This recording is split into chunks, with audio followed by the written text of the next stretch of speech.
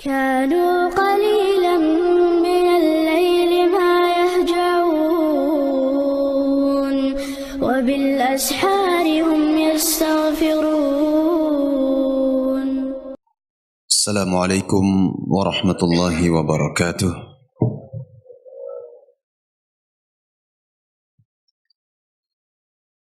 الحمد لله والصلاة والسلام على رسول الله وعلى آله وأصحابه ومن تبع هداه.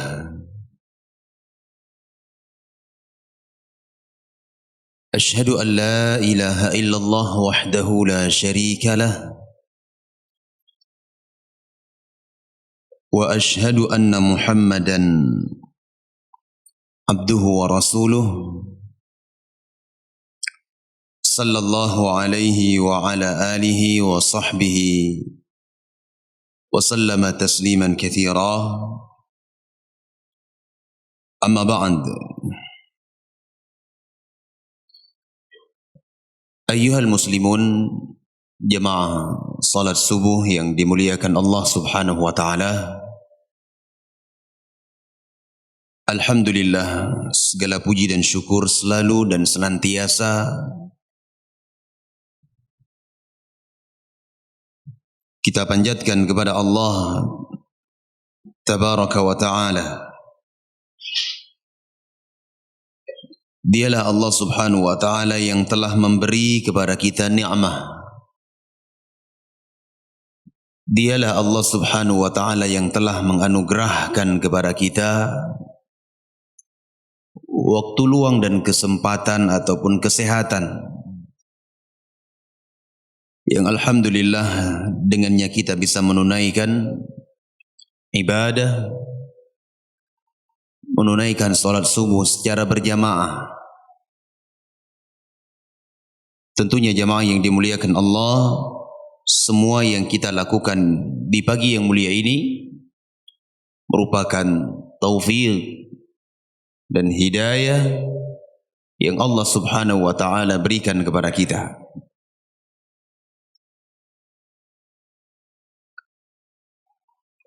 Kalau seandainya tidak ada taufik dan hidayah dari Allah Azza wa Jal, maka niscaya satu langkah pun tidak akan mampu kita angkat menuju tempat yang mulia ini. Sekalipun rumah kita berada di samping masjid, walaupun kita tinggal atau tidur di teras masjid, kalau Allah Subhanahu wa ta'ala tidak berikan taufik dan hidayah, niscaya tatkala dikumandangkan azan, ia akan lebih memilih tempat yang lainnya untuk menyambung tidurnya itu. Alhamdulillah, Allah Subhanahu wa ta'ala beri kepada kita kesempatan untuk menunaikan salat subuh secara berjamaah.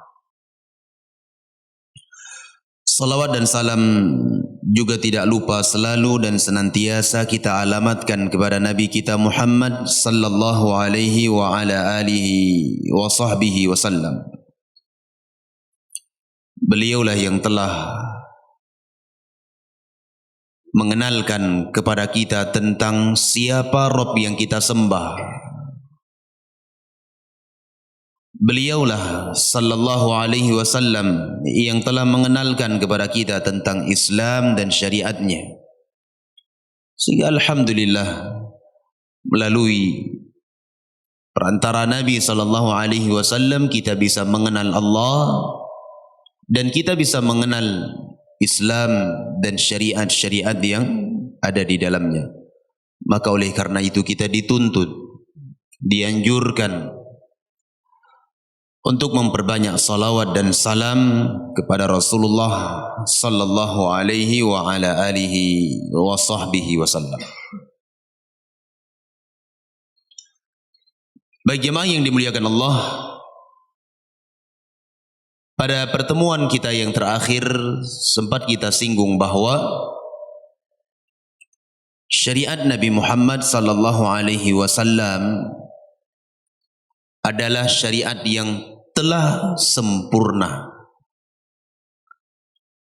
Tidak perlu ditambah-tambah ataupun dikurang-kurangi. Tidak boleh ditambah baik dari sisi ibadah, amalan yang dilakukan, ataupun ditambah tata cara dan kaifiyah tertentu yang tidak ada bimbingan dari Rasulullah sallallahu alaihi wasallam. Semuanya sudah diajarkan. Setiap ibadah, apapun ibadahnya, Nabi sallallahu alaihi wasallam sudah jelaskan. Bagaimana cara mengamalkannya sudah dijelaskan dan dipraktekkan oleh Rasulullah sallallahu alaihi wa ala alihi wasallam.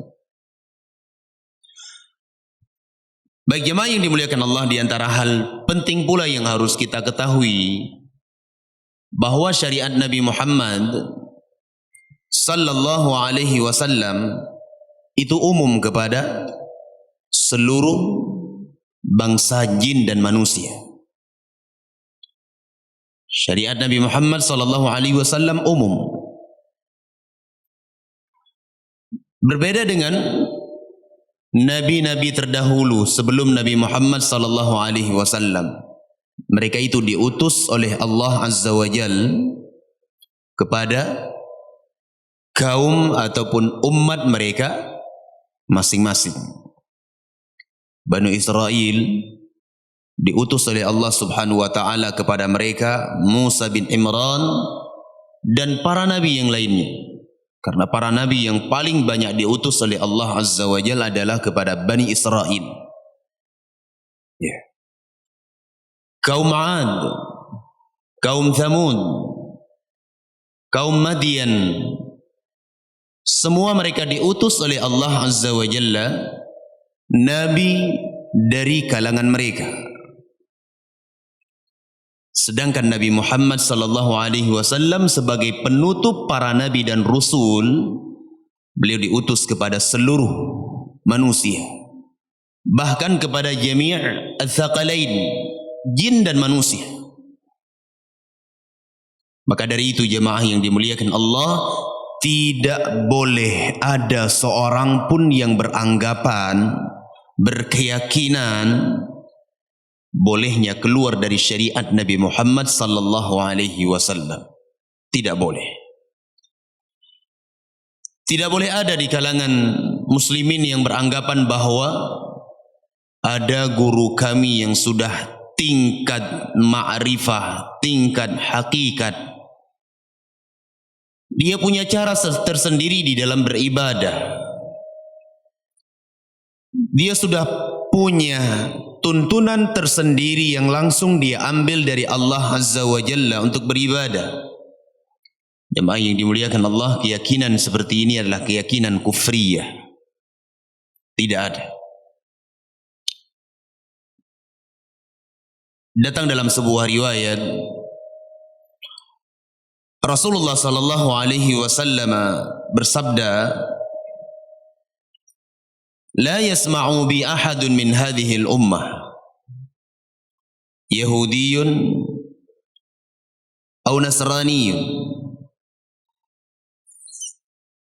Tidaklah seorang pun dari kalangan umat ini mendengar kedatanganku, mendengar aku diutus oleh Allah Azza wa Jalla, baik ia seorang Yahudi ataupun Nasrani,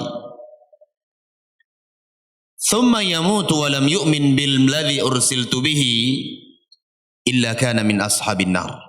Kemudian orang itu mati dalam keadaan tidak beriman dengan apa yang aku bawa dari risalah ini, maka orang tersebut termasuk dari penghuni neraka Allah tabaraka wa taala. Nah, di sini jemaah yang dimuliakan Allah menjelaskan kepada kita bahwa syariat Nabi Muhammad sallallahu alaihi wasallam itu umum kepada seluruh manusia, kepada seluruh bangsa jin dan manusia, semuanya. Dan ini berdasarkan dalil Al-Quran dan sunnah Rasulullah sallallahu alaihi wa ala alihi wa sahbihi wasallam. Allah Azza wa Jalla berfirman di dalam surah Saba ayat yang ke-28. Kata Allah Azza wa Jalla, "Wa ma arsalnaka illa kaffatan lin-nas basyiran wa nadhira walakinna aktsaran nasi la ya'lamun." Tidaklah kami mengutus engkau wahai Nabi Muhammad illa melainkan kafatan linnas, menyeluruh kepada manusia, sebagai pembawa kabar gembira, sebagai pemberi peringatan kepada mereka dari azab yang pedih. Walakinna aktsaran nasi la ya'lamun, akan tetapi kebanyakan manusia tidak mengetahuinya. Di dalam ayat yang lain, sebagaimana di dalam suratul A'raf ayat ke-158, Allah berfirman, "Qul ya ayyuhan nas, inni rasulullahi ilaikum jami'a." Katakan wahai Nabi Muhammad. Allah berfirman, katakan wahai Nabi Muhammad, sesungguhnya aku adalah utusan Allah subhanahu wa ta'ala kepada kalian seluruhnya. Dari sini Allah subhanahu wa ta'ala menyebutkan dengan kalimat an-nas. Dijelaskan oleh Al-Imam Ibnu Katsir dan para ulama yang lainnya bahwa kalimat an-nas di dalam Al-Quranul Karim itu terkadang diitlaqkan, dimaksudkan dengannya al-jin wal ins. Dimaksudkan dengannya al-jin wal ins, seluruhnya. Dari ayat yang kita baca ini, jamaah yang dimuliakan Allah, bisa kita ketahui bahwasanya syariat Nabi Muhammad sallallahu alaihi wasallam itu umum kepada seluruh bangsa jin dan manusia, dan tidak boleh ada seorang pun yang berkeyakinan bolehnya keluar dengan syariat Nabi Muhammad sallallahu alaihi wasallam. Ada sebuah syubhah, jemaah yang dimuliakan Allah, yang masyhur sekali di kalangan kaum muslimin, bahwa di sana ada sebagian manusia, ada manusia-manusia tertentu yang mengatakan bolehnya keluar dari syariat Nabi Muhammad sallallahu alaihi wasallam dengan alasan bolehnya Khidir alaihi salam keluar dari syariat Nabi Musa alaihi salam. Jemaah yang dimuliakan Allah, ini merupakan sebuah kerancuan dan syubhat yang tersebar di kalangan awamul muslimin. Saya kira perlu untuk diluruskan dan disampaikan jemaah yang dimuliakan Allah. Jemaah yang dimuliakan Allah, para ulama telah menjelaskan, menjawab syubhat ini dengan jawaban yang sangat banyak. InsyaAllah kita akan sebutkan satu persatu. Jawaban yang pertama, jemaah yang dimuliakan Allah, anna Musa alaihi salam lam yakun mab'uthan ila al-Khidir wa ma kana 'ala al-Khidir ittiba'u Musa alaihi salam. Jawaban yang pertama, kata para ulama, bahwasanya Nabi Musa alaihi salatu wassalam, beliau tidak diutus oleh Allah subhanahu wa ta'ala kepada Khidir. Dan tidak pula ada kewajiban bagi Khidir untuk mengikuti Nabi Musa alaihi salatu wassalam. Masing-masing mereka itu diutus kepada umat mereka sendiri. Musa alaihi salatu wassalam diutus oleh Allah azza wa jal kepada Bani Israel. Dan Khidir alaihi salam tidak termasuk dari Bani Israel, sehingga beliau harus mengikuti syariat Nabi Musa alaihi salatu wassalam. Berbeda dengan syariat Nabi Muhammad sallallahu alaihi wasallam, kafah. umum kepada seluruh manusia, ditujukan kepada bangsa jin dan manusia seluruhnya, dan tidak boleh ada seorang pun yang keluar dari syariat Nabi Muhammad sallallahu alaihi wasallam. Sehingga batillah ucapan sebagian orang mengatakan, ini Syekh Fulan ini sudah tingkatannya berbeda dengan kita, walaupun dia tidak melakukan salatul Jum'ah, boleh bagi dia. Na'udzubillah. Dengan alasan apa? Khidir keluar dari syariat Musa alaihi salatu wassalam. Kita harus ketahui jamaah yang dimuliakan Allah, Nabi Musa itu tidak diutus oleh Allah Azza wa Jalla kepada Khidir, dan tidak ada kewajiban bagi Khidir untuk mengikuti syariat Nabi Musa alaihi salatu wassalam. Kata Rasulullah sallallahu alaihi wasallam sebagaimana di dalam hadis yang diriwayatkan oleh Al-Imam Al-Bukhari dan Al-Imam Muslim, beliau mengatakan, anna an-nabiyya kana yub'atsu ila qaumihi khassah wa bu'itsu ila an-nasi kaffah. Beliau mengatakan bahwasanya dahulu seorang nabi itu diutus oleh Allah Azza wa Jalla kepada umatnya secara khusus. Adapun aku, kata Nabi sallallahu alaihi wasallam, diutus oleh Allah Azza wa Jalla kepada manusia seluruhnya, dan tidak boleh ada yang keluar dari syariat Nabi Muhammad sallallahu alaihi wa ala alihi wa sahbihi wasallam. Ini yang pertama. Yang kedua, anna qissata Khidir laysa fiha mukhalifatun lisyari'ah, bal al-umur allati fa'alaha tubah fi syari'ah idza 'alima al-'abdu asbabaha kama alimaha al-Khidir. ولهذا لما بين أسبابها لموسى وافقها على ذلك ولو كان مخالفا لشريعته لم يوافق بحال. Jawaban yang kedua, kata para ulama, bahwasanya kisah Khidir alaihi salatu wasalam itu sedikit pun tidak ada sisi menyelisihi syariat. Apa yang dilakukan oleh Khidir, beliau melakukan sebagaimana Allah sebutkan di dalam surah Al-Kahfi. Khidir ketika mendapati ada sebuah perahu yang bagus, beliau lobangi. Beliau bertemu dengan salah seorang anak kecil, beliau bunuh.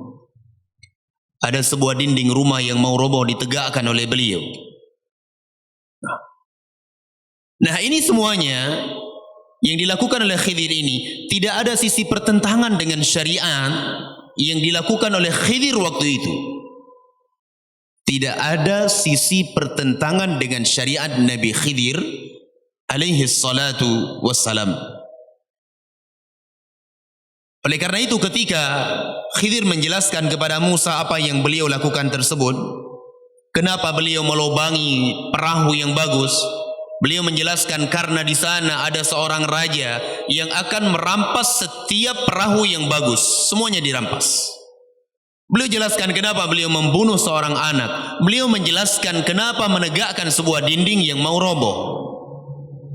Tatkala beliau jelaskan hal ini kepada Musa, Musa menyetujuinya. Kalau seandainya bertentangan dengan syariat Musa dan Khidir keluar dari syariat Nabi Musa, niscaya Nabi Musa alaihi salatu wassalam tidak setuju dengan apa yang dilakukan oleh Khidir tersebut. Niscaya beliau akan selalu menjelaskan kebatilan-kebatilan itu.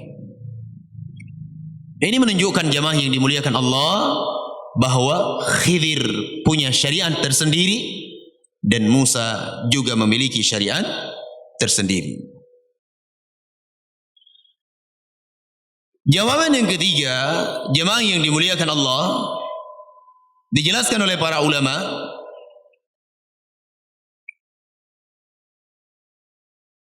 qaul Khidir ala Musa, qaulu al-Khidir alaihi salam li Musa ba'da an qala ana Musa qala al-Khidir Musa bani Israel, dalla ala anna Musa alaihi salam lam ya'rif al-Khidir wal-Khidir lam ya'rif Musa, falau kana al-Khidir wahidan min afradi ummati Musa alaihi salatu wassalam lawajaba alaihi an yabhatha alaihi wa yattabi'a dinahu qabla hadhihi al-haditha wa ba'daha. Coba perhatikan jemaah yang dimuliakan Allah. Para ulama menjelaskan bahawa ucapan Khidir kepada Musa ketika beliau bertemu, ketika keduanya bertemu, Khidir memperkenalkan dirinya dan Musa mengatakan, aku adalah Musa. Lalu Khidir mengatakan, engkau adalah Musa Bani Israel. Nabi Musa menjawab, aku adalah Musa Bani Israel. Nah, kisah ini jemaah yang dimuliakan Allah disebutkan oleh para ulama menunjukkan bahwasanya Musa tidak mengenal Khidir sebelumnya. Demikian pula sebaliknya, Khidir tidak mengenal Musa. Kalau seandainya, kata para ulama, kalau seandainya Khidir termasuk dari salah satu dari umat Nabi Musa, dari kalangan Bani Israel, niscaya menjadi kewajiban bagi Khidir untuk mencari Nabi Musa dan mengikuti agama Nabi Musa tersebut sebelum pertemuan mereka dan setelah pertemuan tersebut. Ternyata jemaah yang dimuliakan Allah, setelah pertemuan dengan Musa tersebut, mereka berpisah disebabkan Musa tidak sabar dan terburu-buru terus bertanya tentang apa yang dilakukan oleh Khidir. Akhirnya mereka terpisah setelah itu. Tidak ada kisah disebutkan oleh Allah Azza wa Jalla dan tidak pula disebutkan oleh Nabi SAW bahwasanya Khidir mencari Nabi Musa setelah itu. Tidak ada. Jemaah yang dimuliakan Allah, ini menunjukkan bahwasanya Khidir itu bukan dari umat Nabi Musa alaihi salatu wassalam, sehingga ketika beliau tidak mengikuti Nabi Musa itu bukanlah sebuah celaan. Sehingga batillah apa yang dinyatakan oleh sebagian manusia hari ini. Mereka mengatakan bolehnya keluar dari syariat Nabi Muhammad sallallahu alaihi wasallam dengan alasan Khidir dahulu keluar dari syariat Nabi Muhammad sallallahu alaihi wasallam. Bantahan yang berikutnya, annama fa'alahu al-Khidir alaihi salam innama huwa min tariqil wahyi alladhi awha Allahu ilaihi jalla dhikruh, laysa huwa mujarradu khayal wala ilham, lianna mujarrada qatl an-nafsi la yajuzu bihalin bimujarradi adh-dhann, wad-dalilu ala wahyi ala annahu wahyun qaulullah subhanahu wa ta'ala wa ma fa'altuhu an amri. Bantahan yang berikutnya kata para ulama bahwa apa yang dilakukan oleh Khidir, apa yang dilakukan oleh Khidir, beliau melubangi perahu. Ada perahu yang bagus, beliau lobangi. Beliau membunuh seorang anak dan dilihat oleh Musa alaihi salatu wassalam. Sehingga disebutkan oleh para ulama, apa yang dilakukan oleh Khidir ini semuanya adalah perintah ataupun wahyu dari Allah Subhanahu wa taala, yang Allah Subhanahu wa taala berikan kepada beliau. Bukan cuma ilham, bukanlah sebuah hayalan-hayalan dari beliau saja, tidak.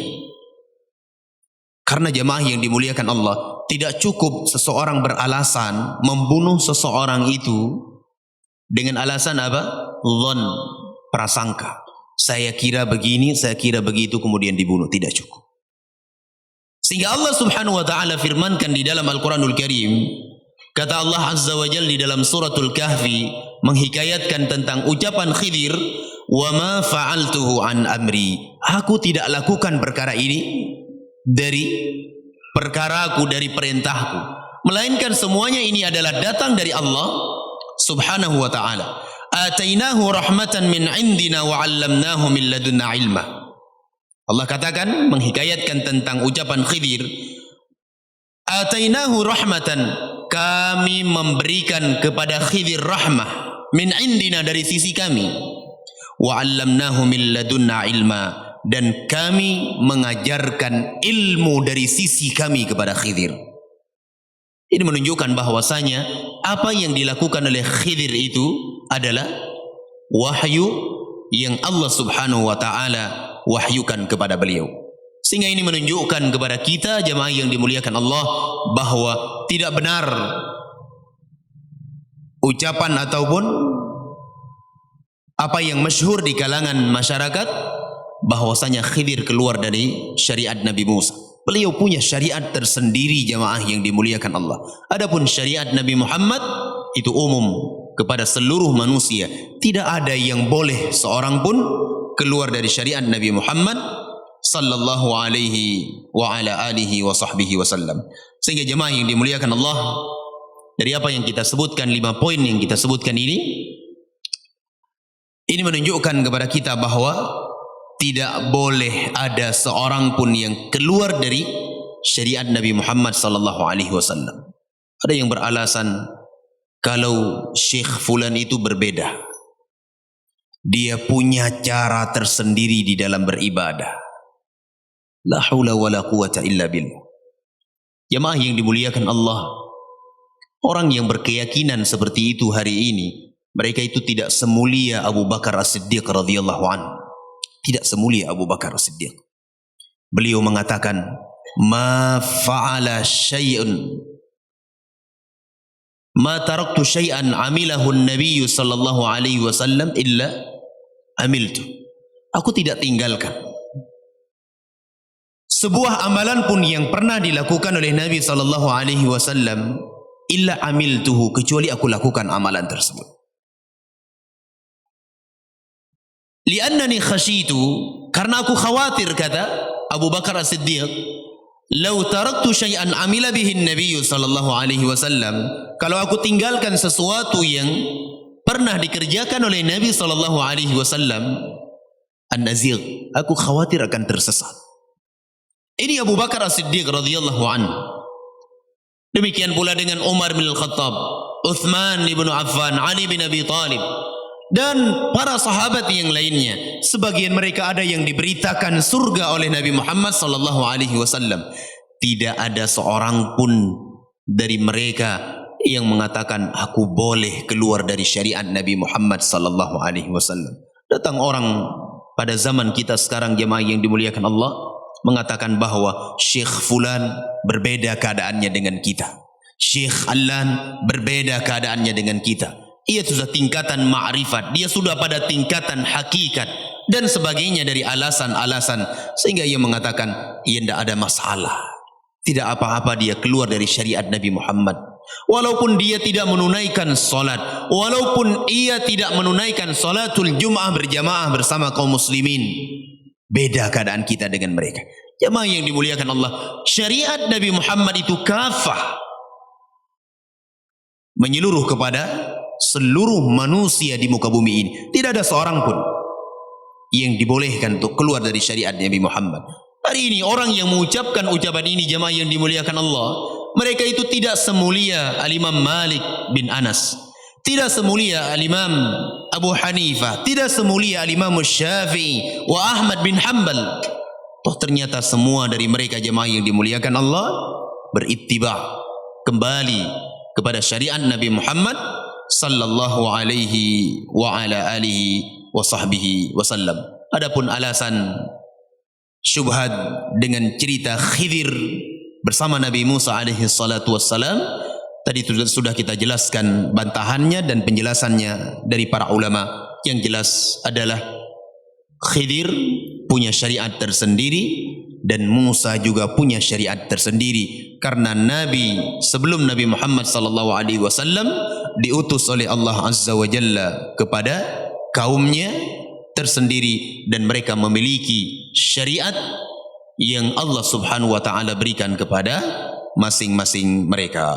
Wallahu a'lam bissawab. Insyaallah kita akan lanjutkan pembahasan kitab Ushul Tsalatsa biidznillah taala pada pertemuan besok pagi biidznillah taala. Naktafi bihada, semoga ada faedah dan manfaat untuk kita semuanya. Mohon maaf atas segala kekurangan dan kesalahan. Aqulu qawli hadza subhanakallahumma wa bihamdika asyhadu an la ilaha illa anta astaghfiruka wa atubu ilaik.